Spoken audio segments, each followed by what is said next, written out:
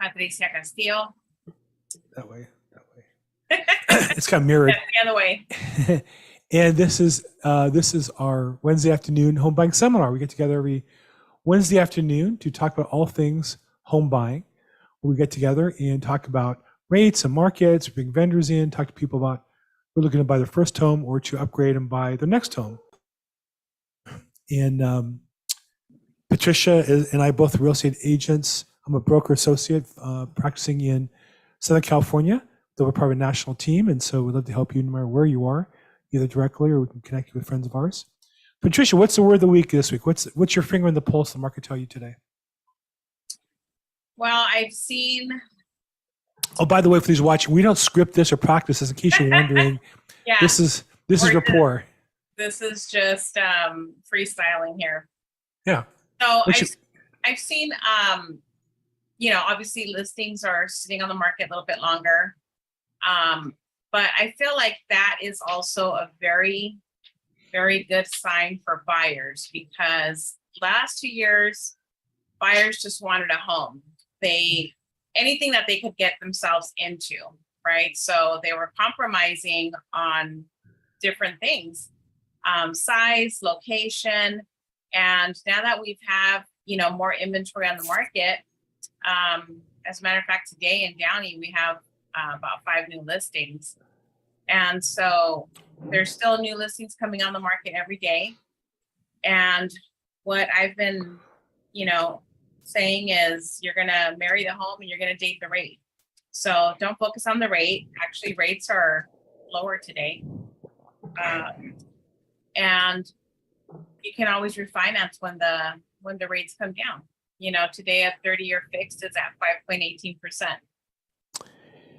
That's a key statistic I want to talk about today. First off, I want to say hi, shout out quickly to Mendel, who's watching us live on LinkedIn. Hey, Mendel, okay. Shout out. And Mendel is a lender, and he and I've kind of chatted a little bit. We should touch base. Call me anytime, Mendel. I'd love to catch up with you and come on as a live stream sometime and share what you do and how you can be of service to our customers. But if you look at the interest rate market, I think, a month ago or 45 days ago, you might have thought that interest rates, if you listen to people, were going to go out of control. And they had gone up quite a bit. You can see the rise from the beginning of the year, below 3% to up to just over 6%. Yeah. And since then, they've worked their way back down. And as Patricia said, according to Mortgage News Daily, 5.18% is the rate today. And you can see it's coming down and correcting. Now, I don't know that it's going to free fall down or continue down. But what I can say is it's certainly not, and I think this is the key thing, it's not spinning out of control. It might have for a while, it might have felt like it, but as of today, it's certainly not. I was on the phone yesterday with a friend of mine. And he was so clear that the whole housing market was ready to fall apart, because the narrative of 45 days ago was rates went from 2 to 3 to 4 to 5 to 6. They go to 18. Right. They might. A lot of things might happen. China might bomb Taiwan, I guess. Russia might invade Poland or whatever. They haven't yet.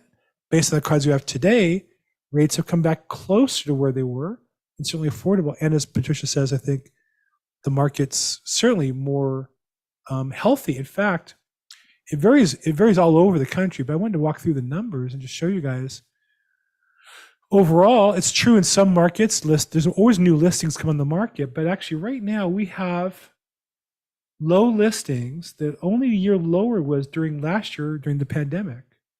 This is the year prior, which is when the pandemic was just starting. So pre-pandemic, the lowest inventory we'd had was about 800,000 plus homes. And today we have 400,000 and change, maybe almost 500,000. But almost half, or 60% of what we've had in historically low periods. And it might be going up more than it was the beginning of the year. And it might be slightly more than last year. And you read the statistics, inventory's up over last year. Yeah, that's kind of like sales in retail being up over last year being an unusual year. This is unusual in real estate in terms of being low. But I think that you'll see that the inventory is so low. And this is the thing I was saying to my friend, that as long as there's few houses to sell, there can't be a crash. A crash is when sellers panic and have to sell and cut their prices. And so a buyer looking today, I don't believe should be waiting for a crash. I just don't see it based on the cards we have today. It may change if things change tomorrow. If you can predict the future, fine. But I would say based on the cards we have today, it seems that we're not spinning out of control. We may have jumped up significantly, maybe not good, but certainly we're not spinning out of control. And I think that's the key thing is if you can afford to buy a house and it works for you, great time to buy a house. If you need to sell a house to move, relocate, great time to sell. But we have to look at the data and make informed decisions rather than be emotional. Right. So you see, sorry, go ahead. No, I was just going to say that, you know, in today's market and the shift that we've all experienced recently, you know, as I was saying earlier, buyers have more choices. So now if you see yourself in a home, really envision it. And the day that you decide that you want to buy a home, that's the day that you need to start getting prepared. And that's what this workshop is about, just getting prepared. And so now you can really take your time and look at a home that just hit the market and not run out and make an offer on it and pay $50,000 over asking. So it's easier in today's market to stick to your budget because the prices are holding steady. In some areas, I've seen a few price reductions, or sellers are helping buyers with concessions, meaning that they're offering to pay down your rate for you. So that will in turn save you money in the long run because you can possibly get a lower rate with the seller's help through concessions. So that's just something that I've seen in today's market where we didn't see that the last year or 2 years ago. Yeah, I think, and again, I think you're right on. You have to be careful. I think some of his buyers assume, well, because of that, I can ask for everything. We had a buyer on a listing of mine who last week asked for a seller concession equal to 15% of the sales price. Oh, is that all? And he gave a list of all things we want to do with the property. I said, well, that's not a seller concession. Right. That's a value add investment into a property.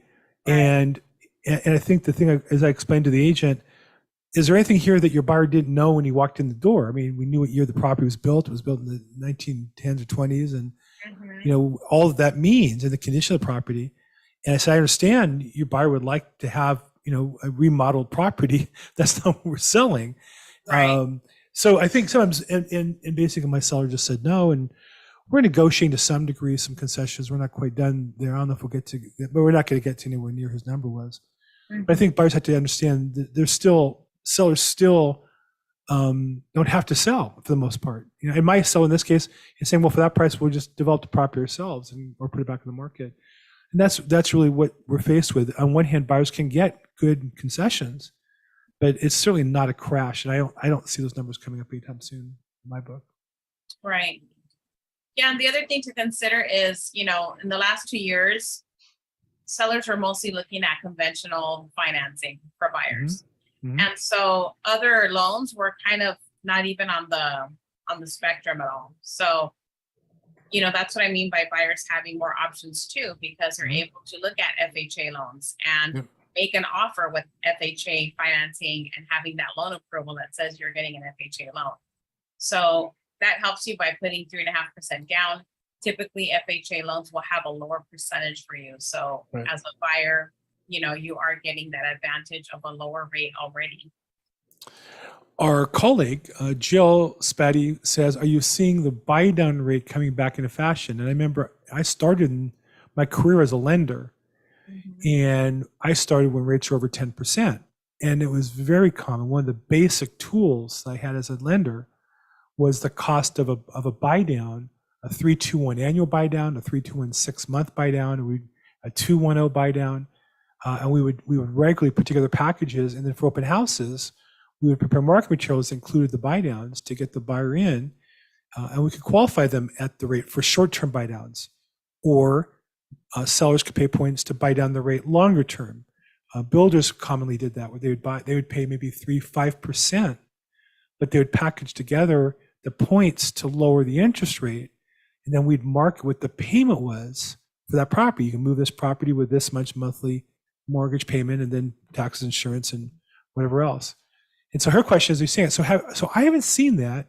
I think it's because the lenders that we have in our market today are still very much fat and sassy from the last 10 straight years of doing refinances and haven't had to learn how to sharpen their pencils and had the competition to force them to do that. What do you see, Patricia? Have you seen any lender approach you with buy down options and market material based on that to help you sell properties? I haven't seen that anywhere. I have not, Bill. No, I have not. I have had a ton of lenders approach me though, just trying to get business. Mm-hmm. Right now, it's a difficult time right now for a lot of lenders because of the slowdown with the refinances. A lot of lenders were really capitalizing on that low interest rate, and the bulk of their business was from refis. But it is amazing, isn't it? I get emails every day. I get texts every day. I get texts from some superstar mortgage guy's assistant. Do I want to talk to the mortgage lender? Like, yeah, but he's too busy to call me. I have to set an appointment to talk to him. It's kind of weird, but I think that, and we've offered on this call, we've had lenders come in, and what's interesting, and I'd love to have them come back. But what's interesting is they just don't seem to want to put the time in to build the business. And and I'm going to say, because I've been in this business long enough, and I've coached, I own part of a mortgage coaching company. We coach mortgage originators at some of the top companies. You got to put work in every day on marketing your business. You can't just sit and answer the phones and write loans anymore. You're not going to be able to, I don't think, for a long time. And so we're always looking for partners who both want to, market to our customers, but also do the hard work of getting them qualified, showing them different programs, creating alternatives. Right. So. Yeah, and it goes, the same way with us as realtors, building up our business, marketing every day, talking to as many people as we can. That same scenario applies to the home buying process, because you want to make sure that you're really nurturing your credit, or you're not making any, large purchases or depositing over time, sums of cash, because that's going to have to be traceable, and they might question that later on in the future. So it's, once you've decided that you want to buy a home, it's something that you really have to nurture along the way. For example, I have one of our participants that was on the call earlier in the year. After talking with her, she's in the credit repair program that we offer. So that's another thing that I wanted to just, bring up today, because it really is helping people to get on track. And now, as the market has shifted, as we've been talking about, it's a great time for them to be halfway through that program and possibly looking into purchasing a home at the end of the year, because their FICO is going to be where it should be. And so this is the time where you have to continue to nurture your credit, not make any large purchases, and really stick to the commitment of buying a home and what that involves, because it's not just a decision that you make one day. It's something that you really have to stay on top of and stay disciplined and stay committed to that process and nurturing your credit, not co-signing for anybody. And I just did a video on that the other day, because I was talking to a lender about somebody co-signing for an apartment lease. And depending on the apartment complex, they could report that to the credit bureaus, which would essentially increase your debt to income ratio. And so those are things that people might not really think about, right away. It's not something that might even the thought might not enter your mind, but these are just things that are something that could be very sensitive to your credit. And so it's just being careful with your credit and really making those decisions, after you've really thought about it. Maybe talk to a realtor, myself or Bill, or talk to a lender if you're not sure if it's going to impact your credit or not. Well, and I think at the broader level, you're talking about preparing, right? I mean, all those things fall into the category. You got to get prepared. And this is your opportunity. A year ago, to do all that, you'd lose the house you want, you'd feel frustrated. Here's a chance where you get started now. Other buyers are maybe reading the headlines and getting discouraged and missing the fact rates have come back down, 0.75% in the last few weeks. So it's a chance to jump in, take advantage of it. And then on the same topic, Jill, as a little further, we have to console our buyers. They're not going to get a deal, but we'll find a great, home for them. And then we make sure they don't overpay for it. So it's the same thing. We just have to do the extra work and help people. But I do think this is a great opportunity for people who are ready to buy a home and can afford to do that. Okay. Hey, we want this to be participative. I know we've had a couple people on our YouTube and our Facebook jump in If you're on the Zoom call, feel free to raise your hand, put a note in the chat box. I'd love to call on you and let you participate directly. And if you're on social media as well, feel free to put a note in the chat box, whether it's on Facebook or YouTube or LinkedIn. We're watching all those right now. And we had Mendel on LinkedIn. We had Jill on YouTube. So a little bit of everything. Somebody on Facebook out there, maybe jump in if you're watching us. Love to have you come in as well. Yeah, I don't see any questions yet. But I would like to welcome Raina and Dina and Nick to the call today. Nice. Thank you. Hey, Raina, what's up? Yeah, some low ones in the background, huh? Yeah, sorry guys. No, that's okay. I understand. My grandson would have been here, but my wife went over to his house to play a little bit of the nanny with him. So we usually have some noise in the background ourselves. Good. Well, welcome. And Nick, welcome to our call today. I don't think his audio's on. And Dina as well. You guys want to come in and say hi, tell us where you are and what you're working on or how we can help you? Hello, thank you. I'm a daycare provider. I'm sorry, it's a little noisy as well. That's okay. That's okay, Dina. We love daycare providers because you're raising kids. I got a grandson, so I know how. My wife is a daycare provider for a grandson, so I understand how that works. Nice. Okay, good. Anybody have any questions you want to ask about buying a home? Anything we do to help you guys? I don't see any more questions in the chat box. I think we picked them all up. Any last words you want to say, Patricia, for anybody who's looking to buy a house? Any great deals in the Downey area? Open houses coming up? Anything you want to present? How about tomorrow night? If you're in the LA area, come to the LA Real Estate Investment Club, LAREIC, 6 o'clock. If you want to learn about investing in real estate, there'll be a great speaker, Joe Arias. Beforehand, there's a vendors expo. It's free parking if you get there early enough. The free event, and we'll be there with a vendor booth. I'm the live podcaster at the event, so come up and say hi if you come. Introduce yourself. But Teresa, where can people see what's going on with you? Yep, I'm going to try and meet you there, Bill. I just wanted to say as a final tip here on today's call, it is important to talk to more than one lender when you are ready to get that pre-approval going because they offer different, products and different pricing. So it's not just the interest rate you're looking at, you're also looking at maybe underwriting fees, loan processing fees, funding fees, things like that. And also in talking with a lender and a realtor, we can help you basically keep you away from buying more house than you can afford, and just kind of managing those expectations and making sure that, you're staying on track and getting something that's going to be really suitable and functional for you and your family.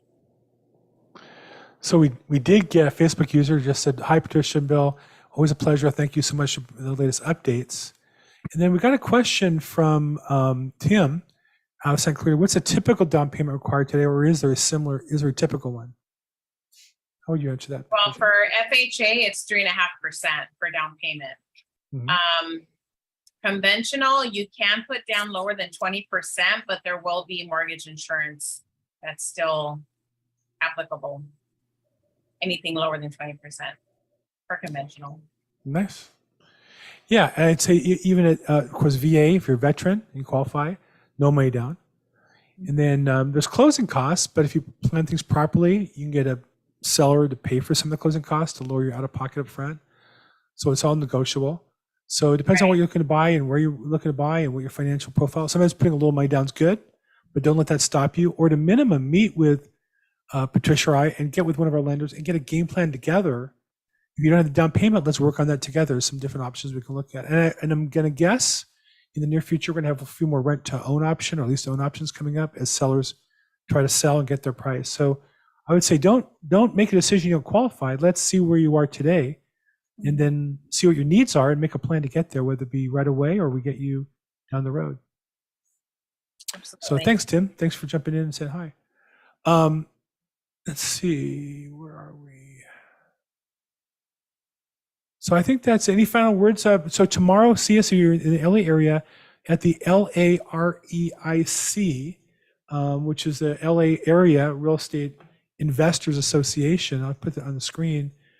There's the URL, LAREIC, Osage County Real Estate Investors Association. And then what it is, it's just south of 10 Freeway on Motor in kind of Culver City-ish, West LA area, just south of Cheviot Hills. And this is what it looks like. There'll be a speaker tomorrow. Joe Aris will be the speaker. And about 250 people will be there, so it's kind of fun to see other people. And there's a vendors expo starting at 6, and we'll have one of those tables, and I'll be there podcasting and recording people. But you'll have different lenders and different vendors to real estate inspectors and such. Nashel Kennedy will be there, Kismet Kennedy. And so it'll be a lot of fun, and it's free.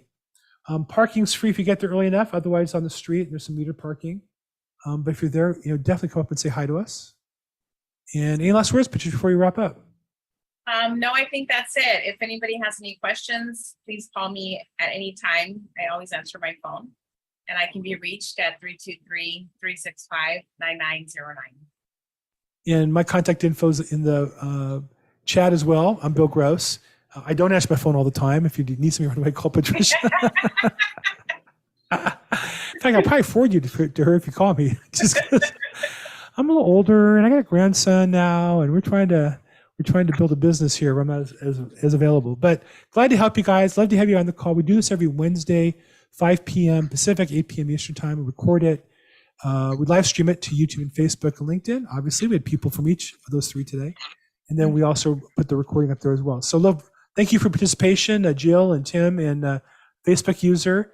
And Raina, thanks for being on today. And Dina, who am I leaving off here? And who else was there? Thank you. And Patricia, thank you so much. Say goodbye, Patricia. Well, thank you.